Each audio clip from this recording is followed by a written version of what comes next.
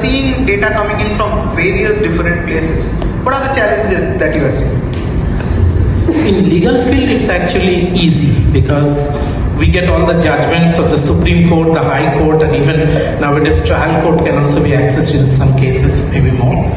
Secondly, from every judgment, you can easily pick up, who are the respondents, who are the litigants, and what is the judgment at the end. So with these data, with minor, like processing of the data, we have a treasure trove of information that legal system can work. And yes, coming to the previous thing, I believe that for each of these domain, we need to have our own set of data. We cannot rely on a generic solution like ChatGPT, but rather use a base model, LLM model, and then train it with our own set of data so that we get a much better result. And I just take your indulgence, and we got the coffee, but I guess you're feeling a bit sleepy, so I'll just take half a minute of your time to give two instances which I've recently seen, which will alert you to the dangers of a software like ChatGPT-4, the latest model I'm talking about.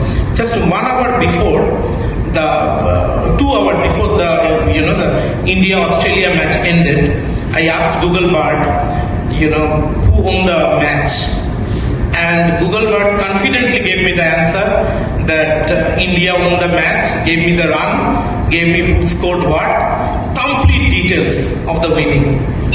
It was 2 hours before India lost the match. That's one example. Second example, ChatGPT-4, the latest version.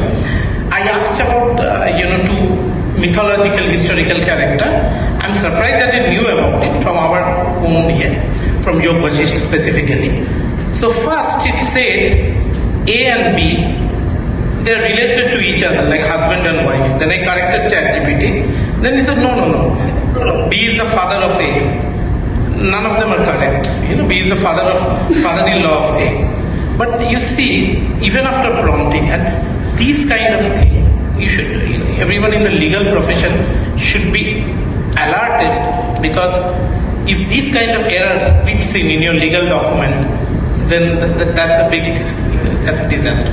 As for the main question that I where do we get the data?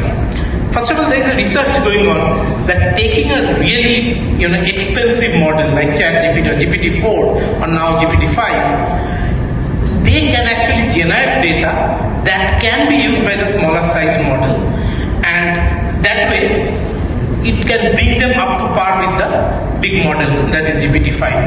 And it has been seen that the quality of data it generates, synthetic data, is at par with human generated data in the cases that they have tested. So that is one possibility out there. Legal case we already discussed, it's not a big issue.